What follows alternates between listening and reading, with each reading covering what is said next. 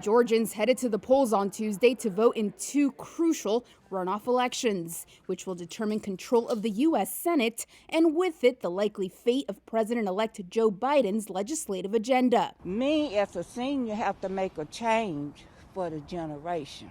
Georgia voters know what's at stake in races that have shattered records for cash spent and early votes cast. God gave us a voice to be heard, to speak for what we believe in. And it's left up to us to use it. The races pit a preacher and a documentary filmmaker, both Democrats, against two incumbent Republicans, both of them former CEOs. Reverend Raphael Warnock, who grew up in public housing, is the pastor of the church where Martin Luther King Jr. preached. Hello, Atlanta!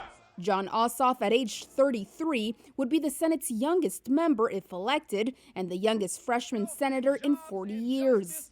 For all the people. They are trying to deny a return to Washington for Republicans David Perdue and Kelly Loeffler. Perdue, a former executive of Reebok and Dollar General, has been criticized by his opponent Ossoff for frequent stock trades at the start of the pandemic. We're going to get this done! While Loeffler is one of the wealthiest members of Congress. The former financial executive co-owns the Atlanta Dream, a WNBA team, and is married to the chairman of the New York Stock Exchange. This could be the most important vote you will ever cast. Both sides on Monday got a last-minute boost from the top of the party. Ossoff and Warnock from Biden, whose victory in the traditionally red state is giving Democrats hope for another upset. They're principled. They're qualified.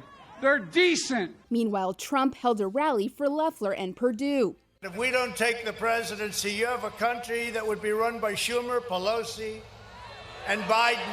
Georgia has been a frequent target of Trump's attacks. On Saturday, he tried to pressure Georgia's Secretary of State, a fellow Republican, to, quote, find votes to reverse Biden's victory, arguing without evidence that fraud cost him the election.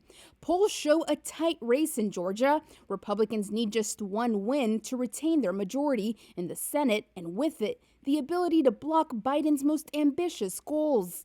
Democrats need wins for both candidates to produce a 50-50 split in the Senate, effectively giving Democrats control since Vice President-elect Kamala Harris would hold the tie-breaking vote.